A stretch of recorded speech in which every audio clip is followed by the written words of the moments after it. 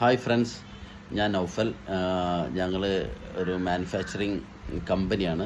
Rice powder, പുട്ടുപൊടി അതുപോലുള്ള ഐറ്റംസാണ് ഞങ്ങൾ മാനുഫാക്ചർ ചെയ്യുന്നത്. പിന്നെ വിനാഗിരി അങ്ങനെയുള്ള ഐറ്റംസെല്ലാം വരുന്നുണ്ട്. പിന്നെ ഒരുപാട് ഐറ്റംസ് റീപാക്കും ചെയ്യുന്നുണ്ട്. അപ്പോൾ ഞങ്ങളുടെ ഒരുപാട് ആളുകൾ ഈ റൈസ് പൗഡർ കമ്പനി തുടങ്ങാൻ പ്ലാൻ ചെയ്യുന്ന ആളുകളുടെ ഇത് മനസ്സിലായി. കാരണം എന്ന് വെച്ചാൽ ആളുകൾ ഒരുപാട് എൻക്വയറി ചെയ്യാറുണ്ട്. എങ്ങനെയാണ് ബിസിനസ് എങ്ങനെ ലാഭകരമാണോ എന്നൊക്കെ ചോദിക്കാറുണ്ട്.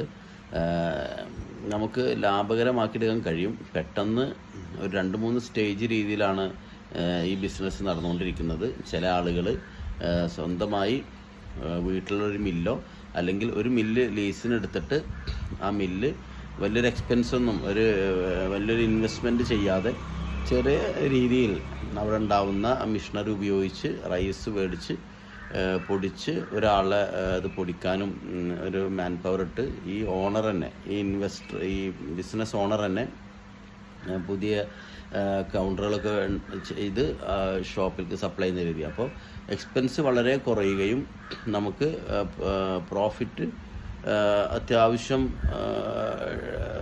കുഴപ്പമില്ലാത്ത നമ്മൾ നാട്ടിൻപുറത്തുള്ള മില്ലുകളിൽ നിന്ന് പൊടിച്ച് ഒരു സാധാരണ കെട്ടുന്ന കവറിൽ കൊണ്ടുവന്ന രീതിയിൽ ആണ് ചെയ്യുക. അപ്പോൾ അതിൻ്റെ ക്വാളിറ്റി അല്ലെങ്കിൽ ഒരു മില്ലിൽ നിന്ന് അടുത്തൊരു മില്ലിൽ നിന്ന് പൊടിച്ചാന്നുള്ള ഒരു കൺസെപ്റ്റിൽ ആളുകൾ മേടിക്കുന്ന രീതിയൊക്കെ ഉണ്ട്. അപ്പോൾ അങ്ങനെ വരുമ്പോൾ നമുക്ക് മാർജിനും ഒരു കുഴപ്പമില്ലാത്തൊരു മാർജിൻ ഉണ്ടാവും. മാത്രമല്ല നമുക്ക് ആ ബിസിനസ്സിൽ എക്സ്പെൻസ് കുറവായതുകൊണ്ട് തന്നെ പ്രോഫിറ്റ് കുഴപ്പമില്ലാത്ത രീതിയിൽ നമുക്ക് തന്നെ കൊണ്ടുപോകാൻ കഴിയും.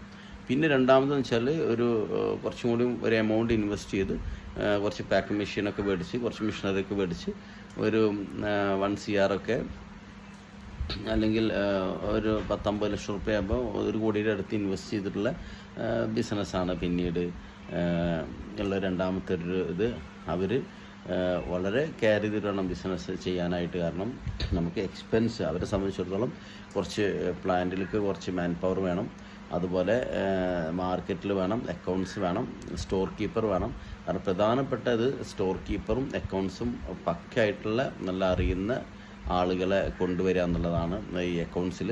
അതുപോലെ തന്നെ സ്റ്റോർ കീപ്പർ നല്ല ആ ജോലി കൃത്യമായി ചെയ്യുന്ന, ആ ഉത്തരവാദിത്വം കൃത്യമായി എടുക്കുന്ന ആളുകളെ എടുത്തുകൊണ്ട് വേണം മുന്നോട്ട് നീങ്ങാൻ. പിന്നെ അതുപോലെ മാർക്കറ്റിൽ സ്റ്റാഫുകളെ വേണം, ഡ്രൈവേഴ്സിനെ വേണ്ടി വരും, അതുപോലെ വാഹനങ്ങൾ വേണ്ടി വരും. അപ്പോൾ നമുക്കൊരു വാഹനം ഏകദേശം റൺ ചെയ്യാനായിട്ട് ഈ ഓർഡർ എടുക്കുന്ന രീതിയൊക്കെ ആണെങ്കിൽ അത് ചിലപ്പോൾ ഒരു